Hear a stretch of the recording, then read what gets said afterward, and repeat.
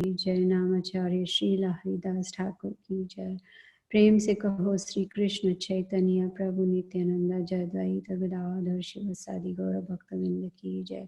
श्री श्री राधा कृष्ण गोपीनाथ श्याम कुंड राधा कुंड गिरि गोवर्धन की जय। वृंदावन धाम की जय, मायापुर धाम की जय, जगन्नाथपुरी धाम की जय, गंगा माई की जय, यमुना माई की जय, तुलसी देवी की जय, संवेद भक्त विंद की जय, निताई गौ प्रेमानंदे हरि हरि बोल। All glories to the assembled devotees, Hare Krishna. All glories to the assembled devotees, Hare Krishna. All glories to the assembled devotees, Hare Krishna. All glories to Sri Guru and Sri Gauranga. Namam Vishnu Padaya Krishna Pesaya Bhutale. Srimati Gopal Krishna Goswami Niti Namne Prabhupadasya Saitamya Prakasamiti Raja Pracharan Kritan Sadhu Bhavat Padaya Te Namaha. Om Namo Bhagavate Vasudevaya. Om Namo Bhagavate Vasudevaya. Om Namo Bhagavate Vasudevaya. Narayanam Namaskritya Naram Chaiva Narottamam Devim Saraswatim Vyasam Tato Jayamudire Nashtaprayeshu Abhadreshu Nityam Bhagavata Sevaya Bhagavati Uttama Shloke Bhaktir Bhavati Naishtaki. So we are starting a new chapter, Srimad Bhagavatam, 12th Canto, the Age of Deterioration. And we'll do the whole chapter today, verse number 1. Sutta Vacha Namo Dharmaya Mahate Namaha Krishnaya Vedase Brahmanebhyo Namaskritya Dharman Vakshe Sanatanan. Translation and purport by disciples of Srila Prabhupada. Sutta Goswami said, offering my obeisances to the supreme religious principle, devotional service to Lord Krishna, the supreme creator, and to all the Brahmanas, I shall now describe the eternal principles of religion. Purport. In this 12th chapter of the 12th canto, Sutta Goswami will summarize all the topics of Srimad Bhagavatam beginning from the first canto. Om Agyana Timirandasya Gyananjana Shalakaya Chakshur Unmalitam Yena Tasmai Shri Gurave Namaha. So, we are almost towards the end of Srimad Bhagavatam. Next Saturday, which is the 15th of August, we will conclude Srimad Bhagavatam. So as we can see, this chapter, which talks about Srimad Bhagavatam summarized, and in the very first verse we see, here it says that the topics of Srimad Bhagavatam starting from the first canto will be summarized. So here, this gives us an idea. It's a revision, a repetition to remind us all that we have learned over the past 8 years. So it has taken us almost 7 to 8 years to come to this 12th canto towards the end of Srimad Bhagavatam. Now, here in this chapter, we will see the different subjects that are discussed in Srimad Bhagavatam. We will also hear from Sutta Goswami how Krishna, he removes the distress of the devotees for one who hears Krishna Katha. Hearing is very important because by hearing, we can develop ecstasy for the Supreme Lord. By chanting and hearing, the sins are removed. That's what we learned in Bhagavad Gita 18th chapter. Krishna says, Sarva dharman parityagya Mam ekam sharanam vraja. Aham tuam sarva papebhyo moksha ishyami ma sujaha. Sarva papebhyo. All sinful reactions are removed. So in this chapter, I'm just giving you a small summary of this chapter, but then I'll go verse by verse. So here Sutta Goswami is explaining to the sages that constant remembrance of Krishna will help us to bring purification. Constant. That's what Bhagavad Gita says. Satatam kirtayanto mam, always chanting my glories. Then one will come to the stage of self-realization, and then one will be able to get detached. See, the problem we have now is too much attachment. We are attached to what? We are attached to family, to our possessions, to our relatives, to our society. Some are attached to the country, and most importantly, attached to this body, right? That is called being selfish. So self means us, body, selfish. Like that, we are body-ish, only thinking about the body. But hearing Bhagavad Gita and Srimad Bhagavatam, one gets purified of all this, gets detached, and also becomes fearless. Prabhupada says that people in this material world are afraid of dying. They don't want to die. They want to live forever. Now, when they are thinking like that, they're thinking about the body. They don't want to get, detached from the body. They want to be attached to the body. But hearing Srimad Bhagavatam, one will become purified and fearless. And studying Srimad Bhagavatam will help one reach Krishna Loka. Just by studying. What does Prabhupada say? That we must study his books scrutinizingly. And in the very beginning of Srimad Bhagavatam, Canto 1, the qualification is given. What is the qualification? Attentive hearing. When there is, so the problem is the reception, oral reception. The ears are there to receive. And if the ears are not receptive, you see, if that desire is not there, oh, today is Srimad Bhagavatam class. I want to accept what is given in Srimad Bhagavatam. That if that desire is not there, then all these shlokas will just be words. We are hearing words and they are coming out from the other ear.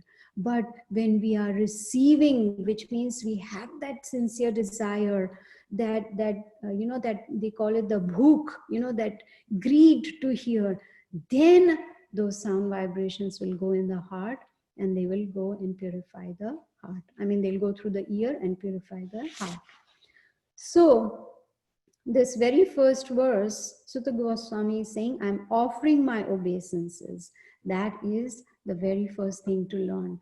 Offering obeisance, that's called humility, right? Only when we are humble, then we will be ready to bow down to others. And then that is how we can progress in spiritual life. So he says, offering obeisances to what? To the supreme religious principle, devotional service, to Lord Krishna, the Supreme Creator, and to all the Brahmanas. And now he said, I shall now describe the eternal principles of religion. Why do we do Mangalacharan before the lecture? Why do we say Om Namo Bhagavate Vasudevaya? Why do we say Narayanam Namaskrit? Offering obeisances, right? Guru Maharaj always says that when we start preaching, when we start giving lecture, the first thing is we should offer obeisances to our spiritual master and the parampara and to the Supreme Lord. Why? Because of their mercy, we are able to speak the Bhagavad Gita or Srimad Bhagavatam. So here there is repetition. Why? Because it is for our benefit. The more we will hear, the more purified we'll become. So hearing is the first part of devotional service, right? So as Prabhupada says, that bhakti is not casual at all. It is not by the way. Bhakti is the main duty of all human beings, right? Just little bhakti is not enough. Now Vyasa Puja is coming up on Friday, right? So, I invite all of you to come to my little Sri Nitai Gaurachandra temple. Come and, let's sing together, and then have prasadam. So when it's prasadam time, I make all of you sit down and say, today I am going to serve because I want this opportunity to serve the devotees. So there are, paper plates, in front of all of you. And then I start from first devotee. I put 3 grains of rice, half a teaspoon of dal, a little piece of gulab jamun, and then, maybe I take a small piece of samosa and I put on the plate. Like that, I serve everyone. Will you be happy? You'll be like, it is feast time. We have to celebrate the Vyasa Puja of our Guru Maharaj. Why are you? So, no, little is enough. Just little should be satisfying. No, we want, a mountain of rice with a hole in the rice with dal, like, just pour the dal inside, and we want all the sabjis and all the gulab jamuns. We want full prasadam plate, right? So why not bhakti? Should have full, like 20, Prabhupada says 24/7 should be remembrance of Lord Krishna. So there should be Krishna consciousness all the time. Why be stingy in devotional service, right? Now here, this chapter is saying, he's going to say that I am going to explain to you the topics discussed in Srimad Bhagavatam. Now, if you remember in second canto, chapter 10, verse 1, Shukadev Goswami had talked about this. What did he say? He had said that in Srimad Bhagavatam, there are 10 divisions of statements regarding the following: the creation, sarga, visarga, that is the sub-creation, planetary systems, protection by the Lord, creative impetus, the change of manos, the science of God, returning home back to Godhead, liberation, and samambonam. This was discussed in Canto 2, chapter 10, verse 1. So we see that we heard in second canto, but throughout the Bhagavatam, these topics were flowing, right? They are just flowing one after another, just like Bhagavad Gita, right? 18 chapters, 700 shlokas. But what is the main topic of discussion? 5 topics: who is God, spirit, soul, karma, material nature, eternal time.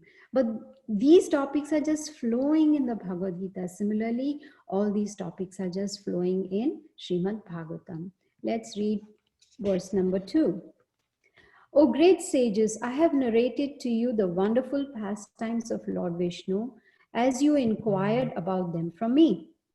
Hearing such narrations is the suitable engagement for a person who is actually a human being.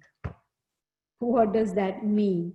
That means that if we are not interested in hearing the pastimes of the Supreme Lord, if we are not interested in inquiring about the Supreme Lord, if you're not interested in hearing such narrations, which is a suitable engagement for one who is a human being. That is what Srila Prabhupada has explained to us in his books. Eating, sleeping, mating, defending does not make one a human being. One has to go beyond that, right? Just these 4 activities, if we just perform those 4 activities, we are not different from the animals. So human beings mean we use our philosophical intelligence for self-realization. So pastimes of Krishna and his devotees, they help us to get connected to the Supreme Lord. So hearing and narrating, both is bhakti. So like I'm not narrating, but I'm just repeating what I'm reading. But you're hearing and I'm also hearing. So both these activities is devotional service. In Bhagavad Gita, if you remember, Krishna says, Kathayantas cha mam nityam tushyanti cha ramanti cha.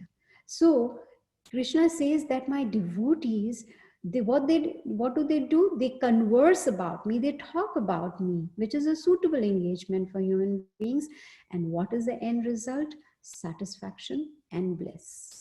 That is what the devotees get by hearing about Krishna. I have, never seen. Now, of course, previously we used to meet in person, so I could see all of you. And now also on Zoom, I can see all of you. I never see anyone crying and say, "Oh, Srimad Bhagavatam." No one is crying. Everyone is happy to hear, right? Everyone is happy to hear about Krishna. So that is the suitable engagement. That is what this human life is meant for. What does Prabhupada say in Bhagavad Gita? This human body is like a boat, right? Which can help us to cross over this ocean of material world. Let's go to verse number 3. This literature fully glorifies the Supreme Personality of Godhead Hari, who removes all his devotees' sinful reactions The Lord is glorified as Narayana, Rishikesha, and the Lord of the Sattvatas. So the meaning of these names of the Lord is explained in the purport. It says, Lord Krishna's many holy names indicate his extraordinary transcendental qualities. The name Hari indicates that the Lord removes all sins from the heart of his devotee. Narayana indicates that the Lord sustains the existence of all other beings. Rishikesha indicates that Lord Krishna is the ultimate controller of the senses of all living beings. Right? Rishikesha, Rishikena, Sevana, Bhakti, Uchate. Topmost bhakti is to engage our senses in the service of Lord Krishna's senses. The word Bhagavan indicates that Lord Krishna is the all-attractive supreme being, and the words Sattvatam Patihi indicate that the Lord is naturally the master of saintly and religious people, especially the members of the exalted Yadu family. You see? So even in Bhagavad Gita, we have noticed that Arjuna has addressed Krishna with different names like Hey Madhusudana, right? So many different ways he has addressed Krishna. What are they? They are glorification of Krishna. And glorification is necessary. Why? Because when we glorify the Supreme Lord with prayers, it helps us to even relish his pastimes and connect with him. It helps us to appreciate and understand him, right? And here it says that when we do that, Krishna removes all sinful reactions. And if you notice, he says, of all devotees, he removes the sinful reactions of devotees, not non-devotees. And who is a devotee? Prabhupada says, the one who is devoted to Lord Krishna. Then it is possible. And I remember in Mumbai, when my husband and I were living in the Jew temple, there was, of course, politics like everywhere else. So in our department also we had politics. So we went to Guru Maharaj and told him that, we are being strict in our service, and that is not being received well by the devotees who are working under us in the department, and we are becoming unpopular. So what do you think Guru Maharaj said? Become unpopular. It is okay because it is serving the Supreme Lord. And he said, one is never a loser when one surrenders to Krishna. That is what we need to remember. That if we surrender to the Supreme Lord, we can never be a loser. Yes, we may lose money, we may lose job, we may lose material possessions, we may lose family. All these material designations we may lose, but we will never lose our devotion to Krishna. Let's read verse number 4. This literature describes the mystery of the supreme absolute truth, the source of the creation and annihilation of this universe. Also presented a divine knowledge of him together with the process of its cultivation and the transcendental realization one achieves, right? It's a mystery. He's saying this describes the mystery, and that is what we heard in Bhagavad Gita, right? Most confidential knowledge. Now one may say, everything is open in the book, everyone can read and hear, Bhagavad Gita everyone can read and hear, then what's the mystery about it? Why is it Rajavidya Rajaguhyam? Guhyam, why is it a secret? It's all open, everyone can read. Prabhupada explains it's a mystery or it's a secret because one may read, but one may not be able to understand, right? So here Bhagavatam also is the most confidential knowledge. Bhagavad Gita and Bhagavatam, they are meant to bring us to self-realization. And Prabhupada says the process is very simple that I have given. It's simple, yet it is sublime, right? All we need is sincerity and seriousness. That is all that is required. So coming to Krishna consciousness does not mean that we only hear and we hear some more and then we hear some more and then we hear some more, and for years and years and years we are just hearing. That's good, better than not doing anything, but that is not sufficient, right? We don't want to become jnanis In Bhagavad Gita, Krishna is explaining to Arjuna, about the whole yoga ladder. And one of them, one rung of the ladder is Jnani. We don't want to be just Jnanis, here and get more knowledge, running around. I want to hear this, I want to hear that, this class. No, first we hear, we absorb. I remember one of my god sisters had told me many years ago that when we hear, then we should discuss what we heard with at least 3 devotees. When we do that, then we are able to process what we are hearing. Otherwise, it's just words, right? Absorb it, follow it, and become more serious in whatever we have heard.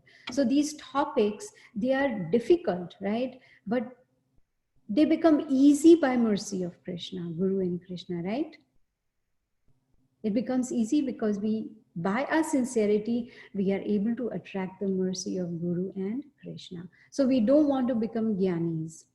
I was recently listening to a lecture where the devotee was saying, talking about Gyanis, he said that a person, he walked into a restaurant and he went there because he didn't want to eat home food and he wanted to enjoy the restaurant food. So he went to the restaurant and he saw that there were 2 doors. One said North Indian and the other said South Indian. So 2 different kinds of options. So he said, today I feel like eating North Indian. So he went into that door. When he went in there were again 2 doors, vegetarian, non-vegetarian. So he said, I think today is vegetarian day. Let me go eat vegetarian. So he entered that door. When he went there, then again there were 2 doors. And one was cash or credit. So he looked in his wallet. He didn't have cash. So he decided, okay, let me use credit card. So he went into that door of credit. Guess what? He landed up from where he started in the parking lot. He did not get a chance to eat. He did not even get a chance to see the menu. He did not even get a chance to smell the food in the restaurant. Nothing. He was back to square one. That is what happens with Gyanis.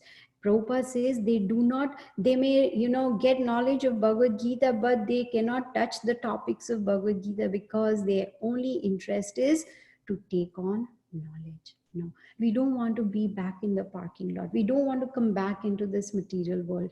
We want to come out of this cycle of birth and death.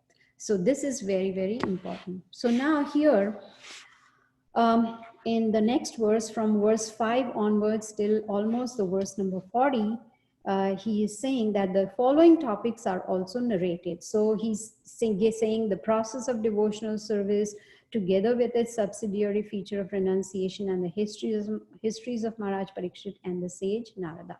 So now the topics are being discussed. Sutta Goswami is relating the topics that we've covered throughout the Srimad Bhagavatam right up to now towards the end of Srimad Bhagavatam. Now, it is difficult to give the complete list, So Sutta Goswami is just summarizing the topics.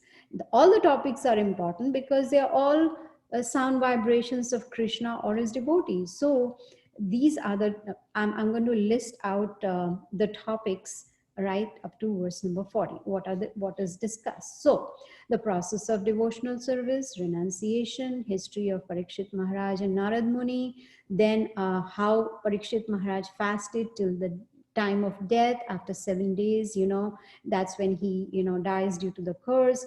There's conversation between Parikshit Maharaj and Sukadev Goswami, how to attain liberation at the time of death by performing bhakti yoga. Then there is a discussion about how to attain liberation, and then discussion of Narad Muni with Brahmaji, incarnations of the Supreme Personality of Godhead, about creation that we even read in second Canto, chapter 10 and verse 1 onwards, where he talks about creation, how the universe was created. Then we heard discussions of Vidura with Uddhava and Maitreya Muni. Then, of course, the winding up of this, the creation and everything going into the Supreme Lord's body, and then annihilation, and how the creation affected by agitation of modes. the modes of material nature. There's a whole chapter in Bhagavad Gita, chapter number 14, on the modes of material nature. Then the seven stages of evolution, seven stages of evolution by elemental transformation. Then the construction of the universal egg. If you remember, we read that. And from that universal egg comes the universal form of the Supreme Lord. Then we read about the subtle and gross movements of time, and how Garbhodaksha Vishnu, from his navel a lotus flower appears and Lord Brahma appears. So that we heard about that also. We heard about killing of Hiranyaksha, and then creation of demigods, animals, demoniac species, birth of Lord Rudra, right? And then we also read about appearance of Swayambhuva Manu, appearance of the first woman Shatarupa, consort of Manu, then the offspring of pious wives of Kardama Muni. Then Krishna, the Supreme Personality of Godhead, he appeared as Kapila Muni, right?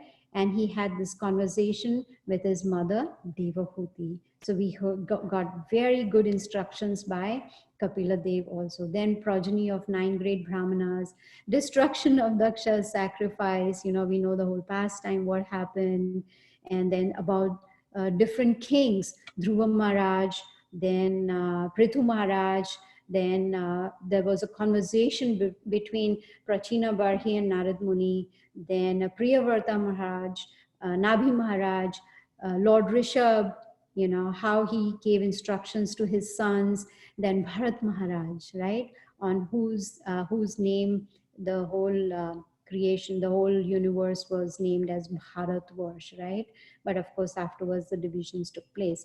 Then about the Earth's continents, regions, oceans, rivers, the celestial sphere, and of course, there was a chapter on hell, all the different hells, right? What does the activity, sinful activity do, and where does that lead us to which hell, and what are the conditions in those hells? That is what we learned.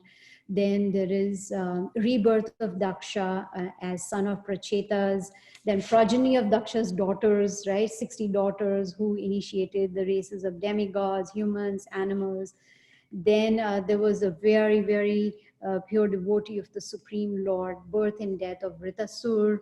Then Diti's sons, Hiranyaksha and Hiranyakashipu. Then, of course, Prahlad Maharaj, right? The beautiful pastimes of Prahlad Maharaj, how from the age of 5 onwards, he started preaching Krishna consciousness. Then we also got knowledge of reign of each Manu, Gajendra Moksha. I remember when we were in Mumbai, in our building, there was a family, and the wife of that family, she used to come to our Bhagavad Gita class, and then she started coming to Bhagavatam class.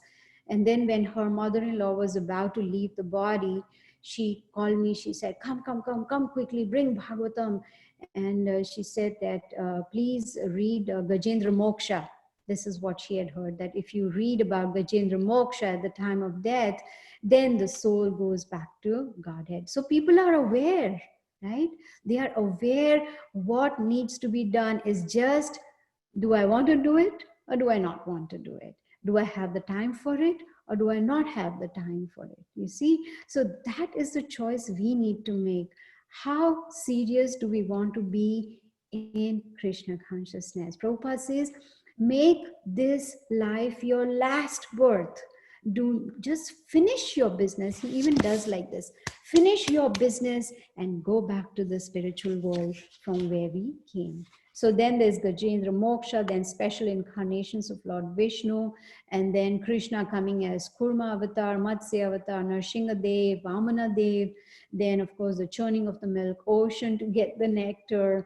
Then there is always a battle between demigods and demons, and then Indra runs to Lord Vishnu, help. Oh, no, he runs to Lord Brahma. Brahma goes to Lord Vishnu for help. So the battle between demigods and demons. Then if you remember, we had many chapters where the list of dynasties of various kings we read. We read about Ikshvaku's dynasty, his birth and his dynasty, history of Ila and Thara. Then recently we read about the descendants of sun god and how Krishna, right? He comes as the sun god for each month, right? Each month for 12 months. Then there was knowledge about Sukanya, Saryati, Maharaj Khatwanga, and Saubari Muni, who did meditation, severe austerities in the water. Then we also heard about King Nimi, right?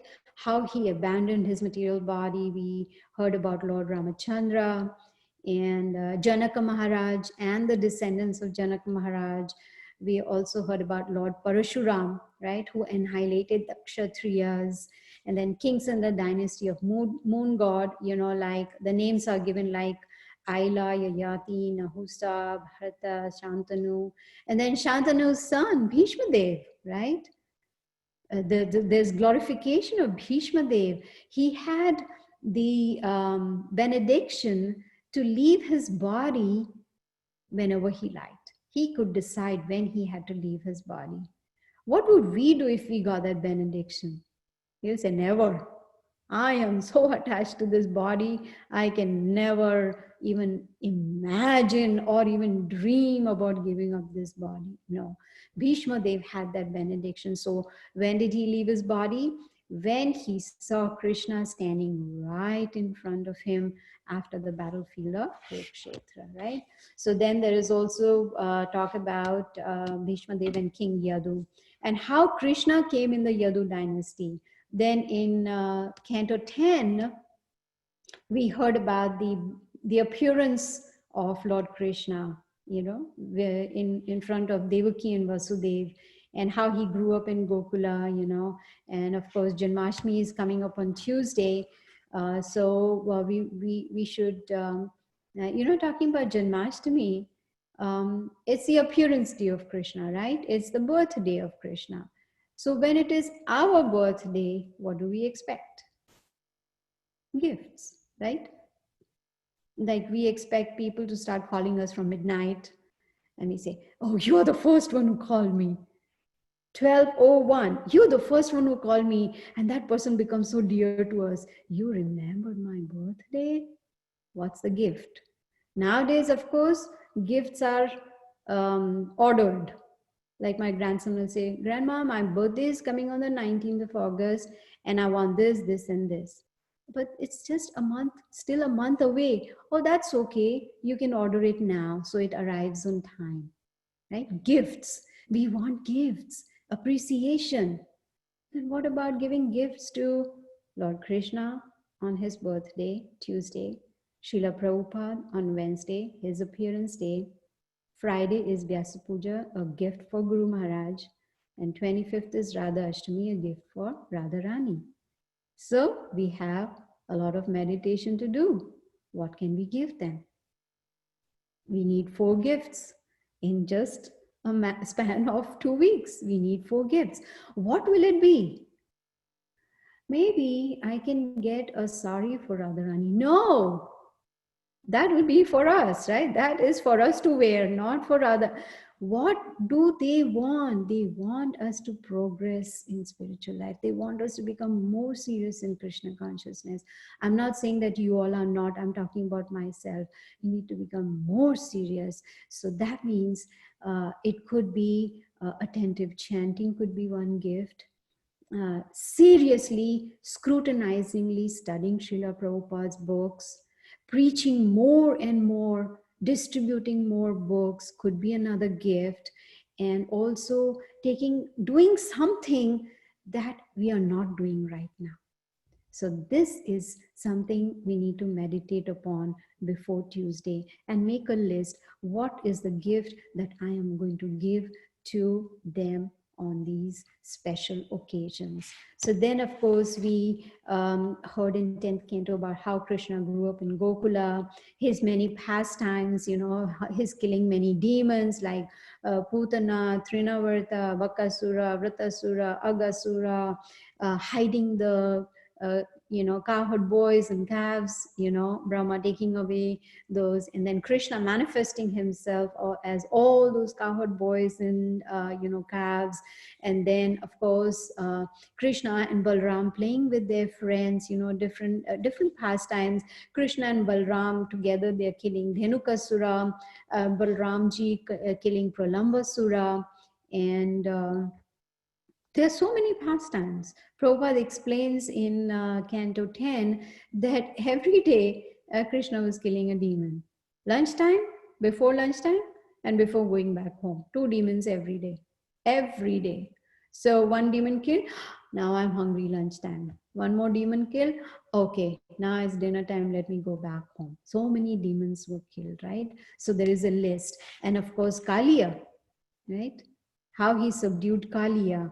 He rescued his father Nanda Maharaj, and then he satisfied the gopis. And what about the wives of the Brahmanas, right? The Brahmanas refused to give anything because Krishna and Balaram were hungry. They refused to give anything, but the wives, they took all that they had cooked and brought it to Krishna and Balaram and served them a big feast. So about the wives of the Brahmanas, of course, the famous pastime of lifting the Govardhan hill, right? And on the left hand, the little finger on the tip of the nail, he lifted the Govardhan hill and held it for 7 days and 7 nights. Then, of course, pastimes with the gopis, the rasa dance. And I remember Krishna also killed Shankachud, right? Arishta, Keshi demon. And then, of course, the sad part was when Akrura arrived to take Krishna and Balaram to Mathura. But when Krishna and Balaram went to Mathura, what did they do? The first thing was killing that mad elephant Kuvalyapid. Then, of course, the wrestlers that Kamsa sent, right? Mushtika and Chanura. Then, of course, Krishna finally kills Kamsa. And the most important point that we learn is about Krishna accepting a spiritual master, Sandipani Muni, right? In Bhagavad Gita, he says, Tad vidhi pranipatena pariprashnena sevaya upadyakshanti te jnanam jnaninas tattva darshina. We must approach a bona fide spiritual master, tattva darshina, someone who has seen the truth. And Krishna, that is what he gave in theory. But he also did it practically by accepting a spiritual master, that is Sandipani Muni. And as a Guru Dakshina, he brought the dead son of Sandipani Muni back to Sandipani Muni and his wife. So that is also what we learned. Then, of course, Krishna, he resided in Mathura with Uddhava and Balram. And there also he performed many pastimes with the Yadus. He defeated Jarasandh so many times. He defeated Jarasandh, right? Jarasandh kept coming, and every time Krishna defeated him. And Krishna killed Kalyavan. And of course, he built that beautiful Dwaraka city. And he brought the Parijat, the whole tree, from the king of heaven, from Indra's abode, right? He brought the Parijat tree because Satyabhama wanted it. Then, of course, he also brought down the Sudharma assembly from heaven. And the famous pastime of kidnapping Rukmini, right? Rukmini was so dedicated, so devoted, so much in love with Krishna that she requested him. She sent a letter through a Brahmana that you please kidnap me because I don't want to marry Shishupal. So kidnapping of Rukmini, killing Banasur and rescuing so many princesses, 16 Banasur, right? 16,000 princesses, and then Krishna even married them.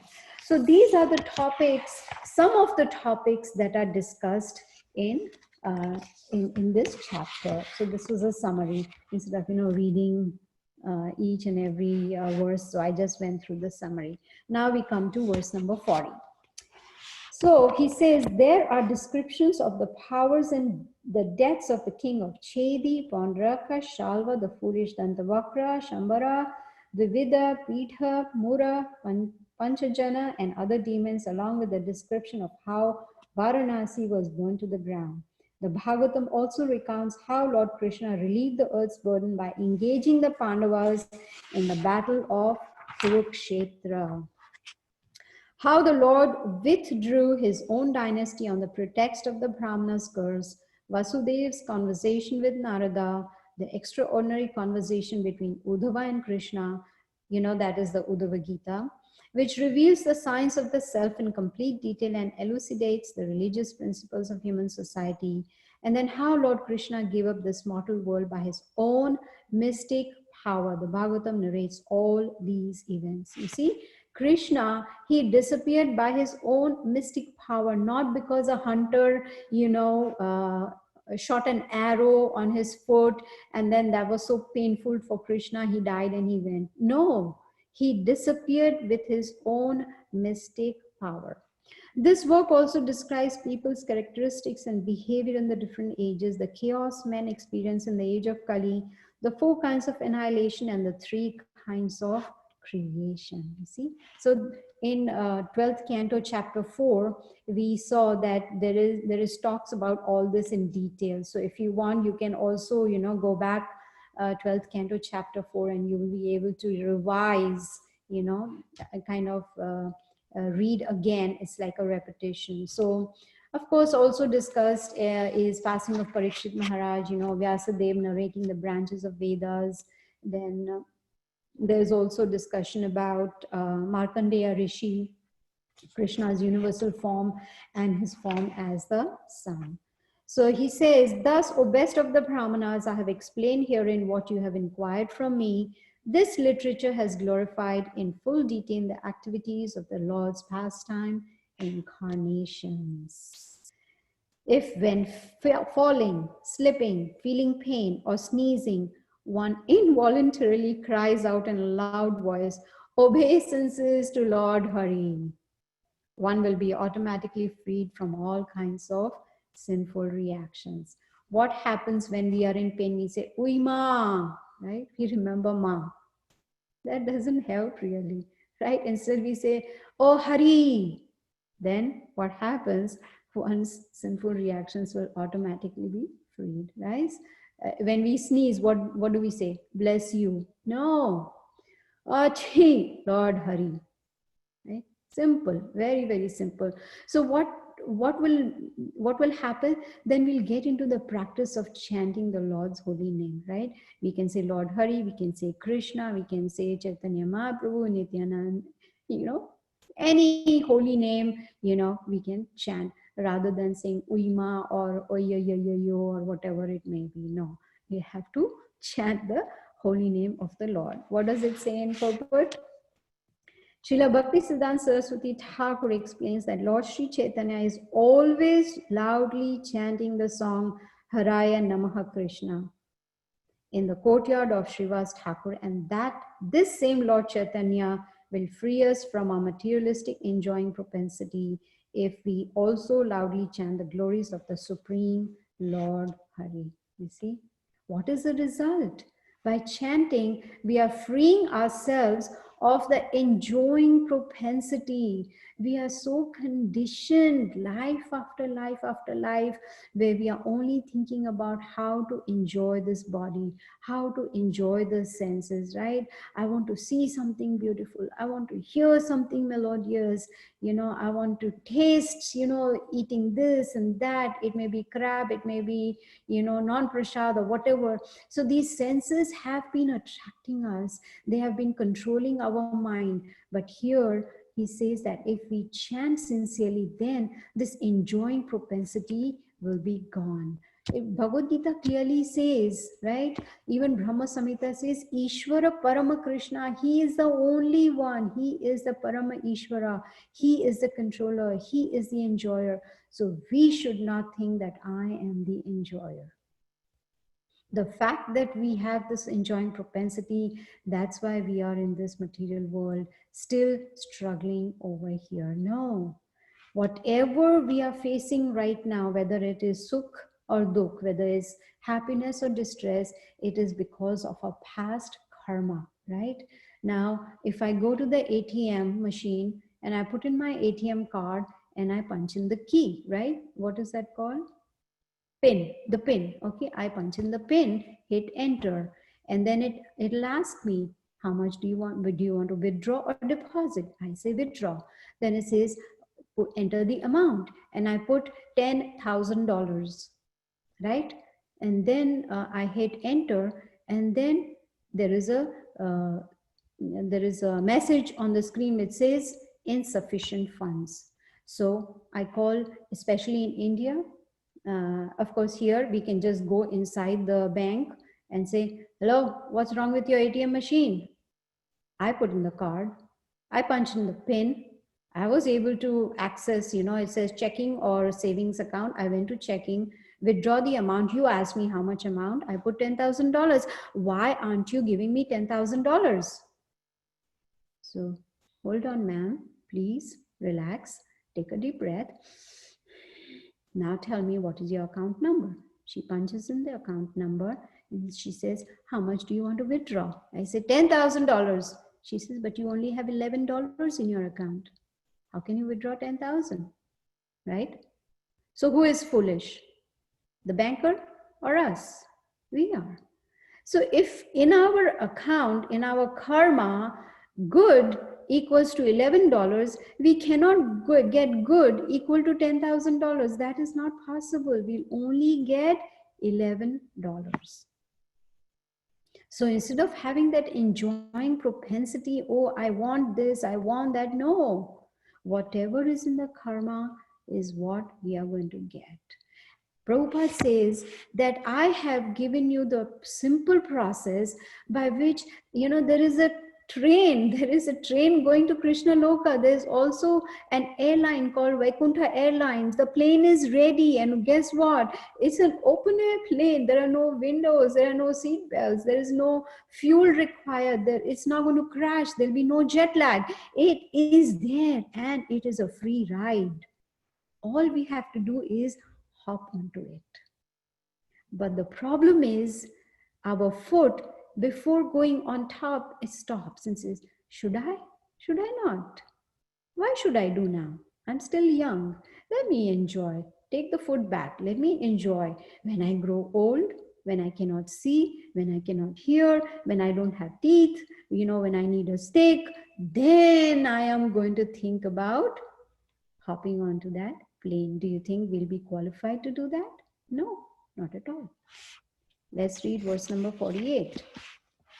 When people properly glorify the Supreme Personality of Godhead or simply hear about His power, the Lord personally enters their hearts and cleanses away every trace of misfortune, just as the sun removes the darkness or as a powerful wind drives away the clouds. Purport. One may not be satisfied by the example of the sun removing the darkness, since sometimes the darkness in a cave is not removed by the sun.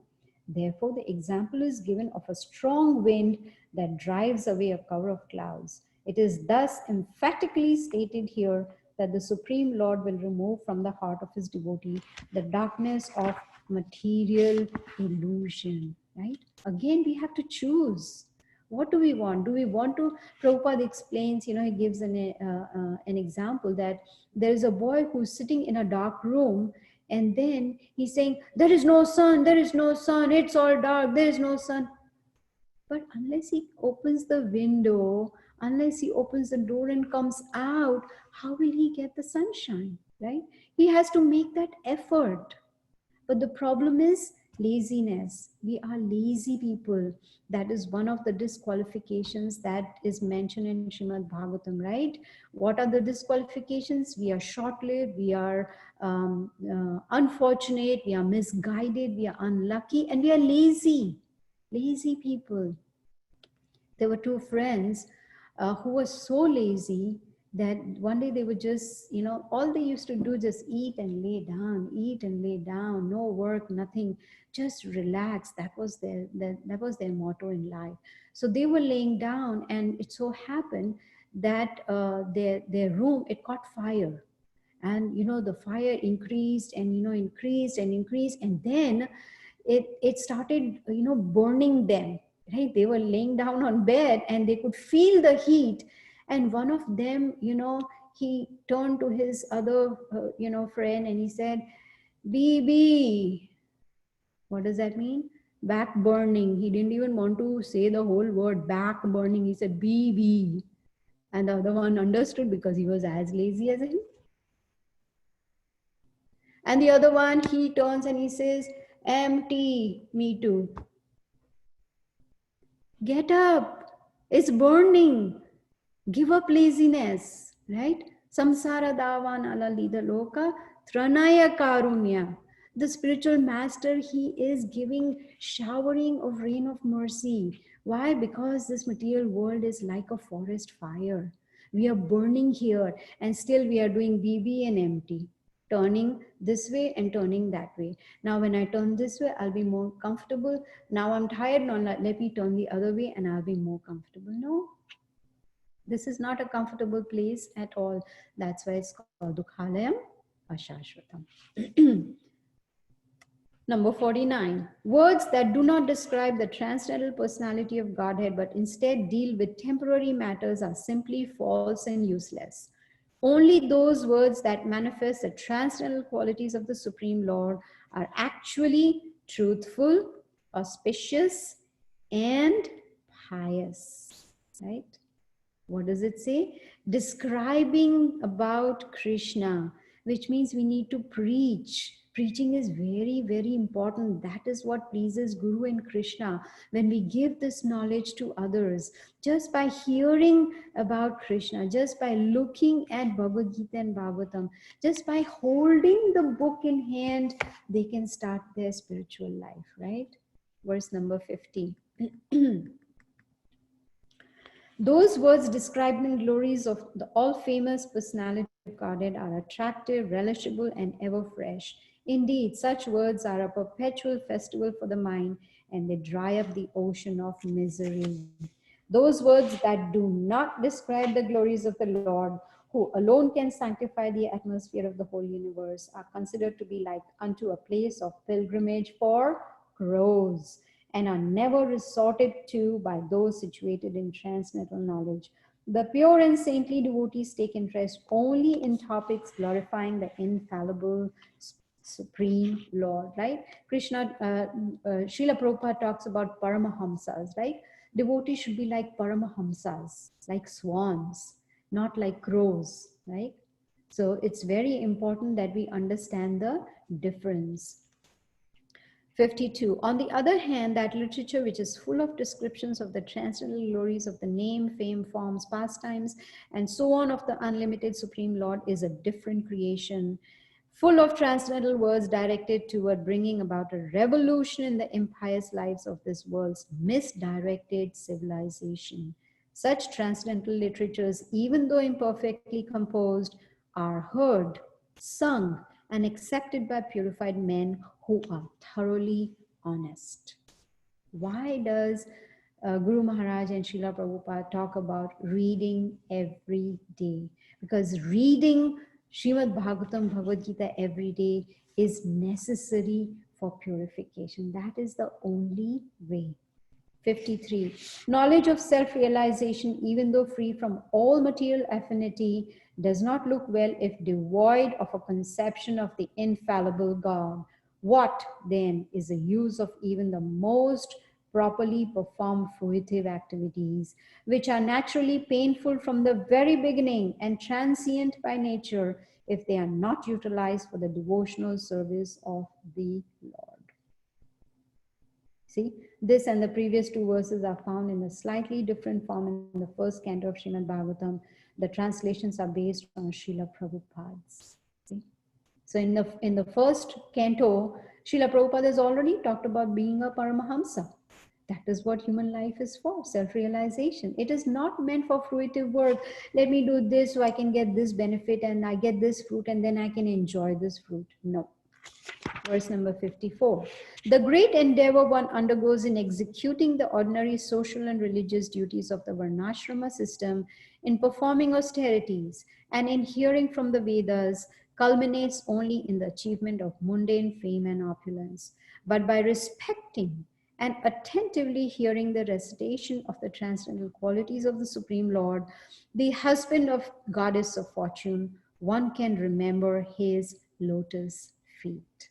See, attentive hearing, attentive chanting. Again, it's being repeated. And if you notice, practically all the lectures of Guru Maharaj, He talks about attentive chanting and reading Srila Prabhupada's books. What does devotional service mean? The 9 processes given by Prahlad Maharaj: Shravanam, Kirtanam, Vishnu, Smaranam, Padasevanam, Archanam, Vandanam, Dasyam, Sakhyam, Atmanivedanam. Right?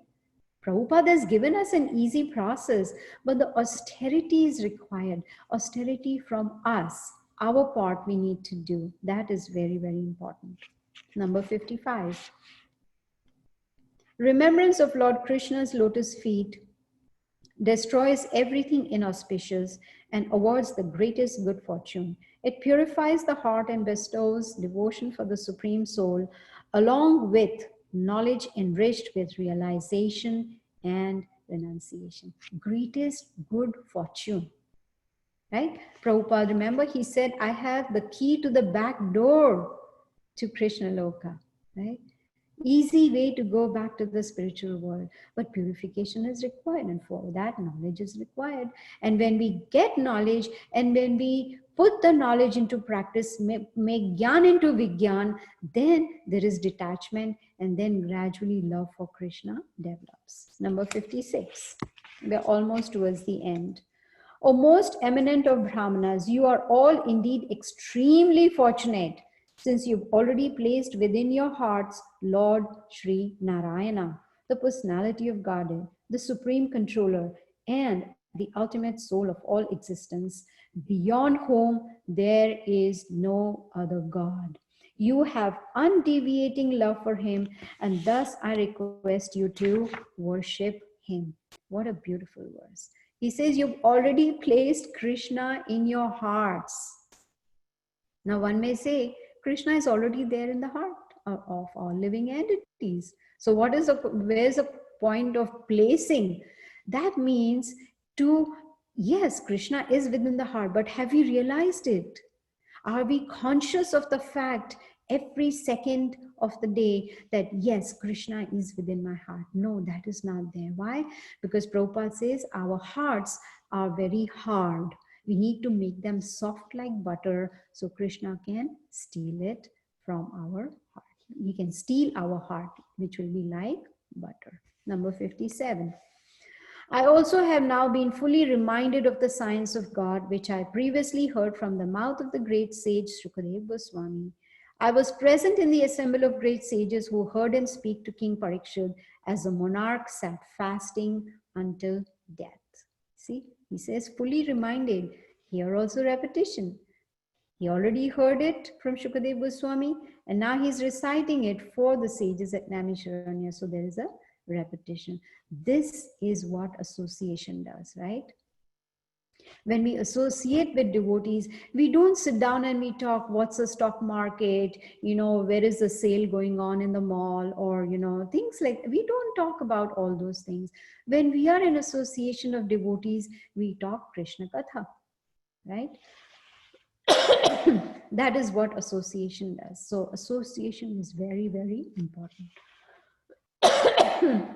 Sorry, we have a forgetful nature. So that's why reminders are necessary.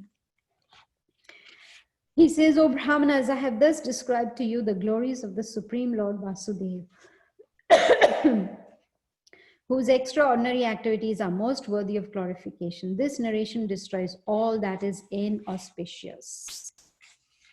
One who with undeviating attention constantly recites this literature at every moment of every hour, as well as one who faithfully hears even one verse or half a verse or a single line or even half a line, certainly purifies his very self. One who hears this Bhagavatam on the Ekadashi or Dwadashi day is assured of long life, and one who recites it with careful attention while fasting is purified of all sinful reactions.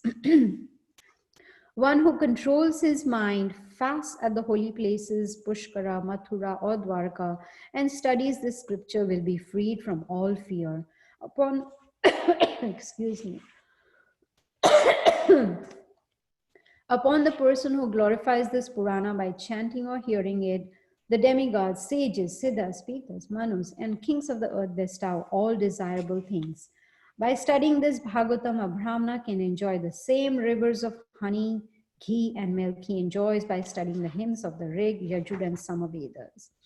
A Brahmana who diligently reads this essential compilation of all the Puranas will go to the supreme destination which the Supreme Lord himself has herein described. A Brahmana who studies the Srimad Bhagavatam achieves firm intelligence in devotional service.